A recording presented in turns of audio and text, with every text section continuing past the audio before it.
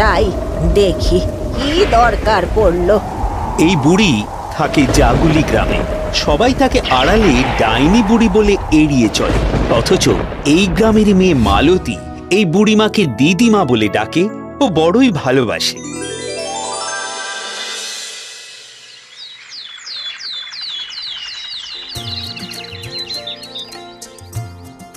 দিদিমা, কি করছো? ও মা, তোকে না বারণ করেছি এখানে আসতে? বাড়ি না আসলে এই পাকা কলা দুটো দিতাম কি করে? আর তুমি তো জানো তোমার সাথে আমার গল্প না করলে ভাত হজমই হয় না।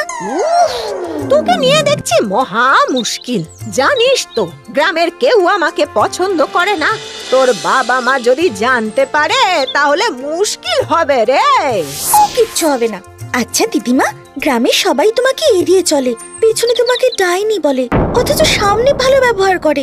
জানি তো, আর কেন করে তাও তো তুই জানিস। জানি তুমি দরকারে বৃষ্টি আনতেও পারো, আবার বৃষ্টি থামাতেও পারো, তাই যখনই দরকার পড়ে অমনি তোমার ডাক পড়ে।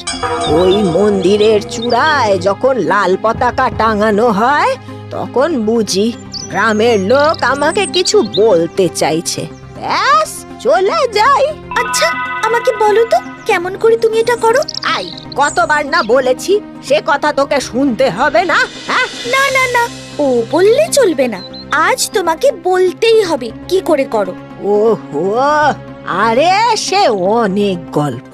ছোটবেলা থেকে আমার কিছু অদ্ভুত শক্তি ছিল, সেই জন্য বাড়ির লোকেরা আমাকে মানতে পারতো না। কিন্তু তারপর যখন বিয়ে হলো তখন শ্বশুর বাড়িতে সবাই আমাকে ভয় পেতে শুরু করলো, বুঝলি কি না? তাই একদিন রাগ করে বাড়ি থেকে বেরিয়ে এলাম। তা নিজের বাপের ভিটেতে তো থাকতে পারিনি, তাই এখানে বাড়ি বানিয়ে আছি। সব শুনে মালতী কাঁদতে থাকে।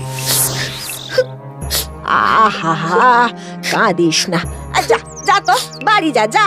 তুমি যাই বলো দিদিমা, আমাকে জানতেই হবে তুমি কি করে এই কাজ করো। এদিকে গ্রামের মহাজনের মেয়ের বিয়ে ঠিক হয়েছে আষাঢ় মাসে। মহাজন তো খুবই চিন্তিত। কি করি বলো তো জগা? আরে বাবা, অত চিন্তা করছেন কেন? আপনি চালনী বুড়িকে একটা খবর পাঠান। হ্যাঁ, এটা ঠিক বলেছো। তাহলে কাল সকালেই পতাকা টাঙিয়ে দিও। আগে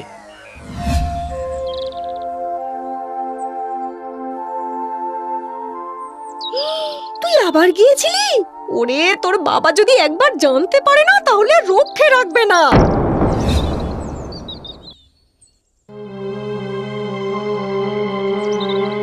উফ, আবার? ওরে, এই বয়সে আর পারি না রে। ওহো, বুঝলে জগা, আগামী 13ই আষাঢ় আমার মেয়ের বিয়ে। তখন যদি বৃষ্টি হয় খুব বিপদে পড়ে যাব হে। তাই তো, অন্তত দিন চারেক যদি বৃষ্টি বন্ধ করা যেত। আরে কে করবে বলো তো এই কাজ? সকলেই তো শুনছে, তাদের মধ্যে কেউ যদি কিছু ব্যবস্থা করে তাহলে বড় উপকার হয়। মালতী বুঝতে পারে এবার দিদিমা বৃষ্টি বন্ধ করবেই, তাই তাকে দূর থেকে লক্ষ্য রাখে, কাছে আসে না। এভাবে দুদিন যায়। বুড়ি চিন্তা করে, মালতীটার কি হলো কে জানে।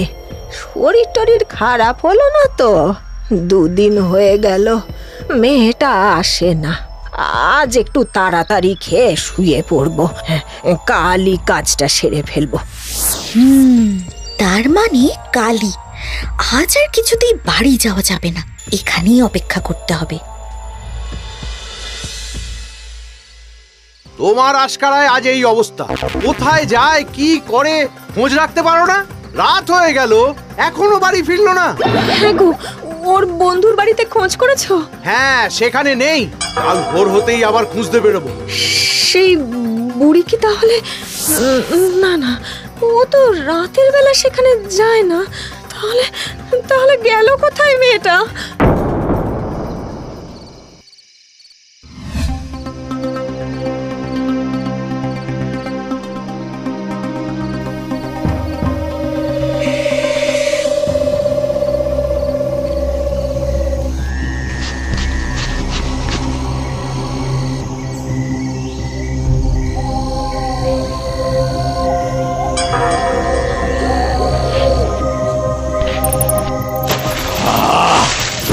বড় সাহস!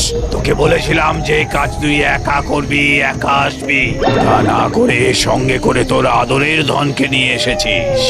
আজ তোকেই রেখে দেবো। না না, আমি তো কাউকে নিয়ে আসিনি। তাই নাকি? হ্যাঁ, তাহলে ওইটাকে।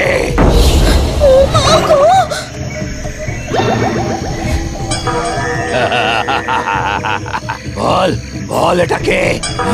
ও মা, মালতী, কি করতে তুই আমার পিছু নিলি রে? হ্যাঁ, যা, আজ তোর বাটি রাখবার দরকার নেই, একেই রেখে দিলাম, তোর কাজ হয়ে যাবে। না না না না, ওকে ছেড়ে দাও, ওর কোনো দোষ নেই, ও বাচ্চা মেয়ে।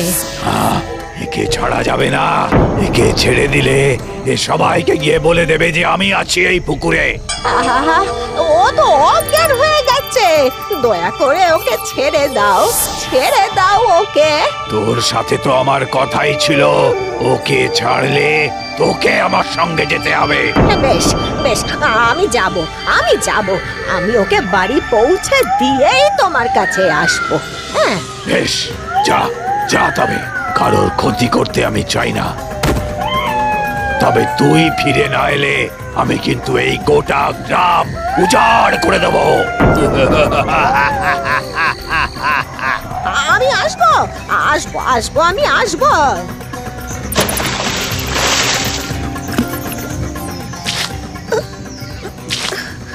দিদিমা, এ আমি কি দেখলাম? ওরে ওরে, তুই কেন এলি এখানে মা?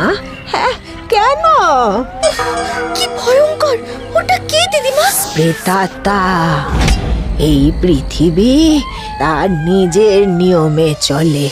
মানুষের সাধ্য কি ঝড় বৃষ্টিকে আটকানোর?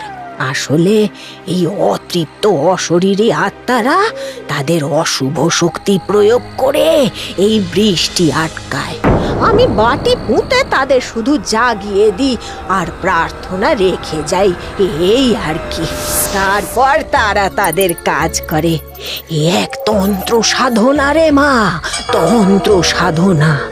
এই কারণে লোকে আমাকে ডাইনি বলে। আমি লোকেদের সাথে থাকি না। ধুর, আজ একটুর জন্য তোর প্রাণ চলে যাচ্ছিল জানিস? তুই কেন এলি আমার পিছু পিছু? হ্যাঁ, তাহলে ও আমাকে ছেড়ে দিল কেন?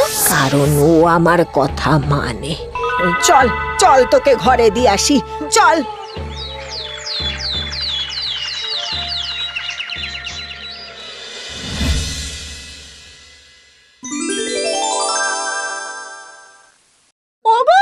ওগো, শুনছো? মালতী ফিরেছে গো, মালতী ফিরেছে। কোথায় ছিলি মা? কোথায় ছিলি তুই? আরে, মুখটা একেবারে শুকিয়ে গেছে, একদম শুকিয়ে গেছে মুখটা। কোথায় ছিলি মা? কোথায় ছিলি তুই? হ্যাঁ, এই বুড়ি, তুমি কি আমার মেয়েকে তোমার মতো তৈরি করতে চাও? তোমার জন্যই এসব হচ্ছে। বেরিয়ে যাও আমার বাড়ি থেকে, এক্ষুনি বেরো, যাও। না বাবা, তুমি যা ভাবছো তা নয়। তুই চুপ কর, কি হলো? যাও। তোমরা কিচ্ছু জানো না, ওই বুড়ি দিদিমাই আমাকে বাঁচিয়েছে। মানে কি বলছিস তুই? হ্যাঁ বাবা, দিদিমা আমায় বারবার বারণ করেছিল, তবু আমি না শুনে বড় পুকুরের ধারে গেছিলাম। সেই পুকুরে ভূত আছে, ওরা আমায় আজ শেষ করে দিত। ওই দিদিমাই তো আমাকে বাঁচিয়েছে। বড় পুকুরে ভূত আছে? চল তো দেখি। চলো চলো, এই তোরা যে যা পারিস হাতে নে, দা কাটারি মানে লোহার জিনিস। চল চল। হ্যাঁ, ঠিক।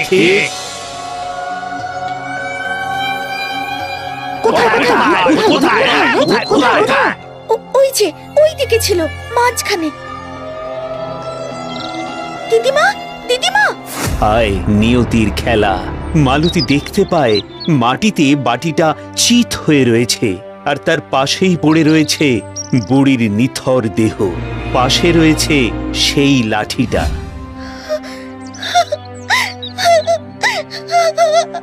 দিদি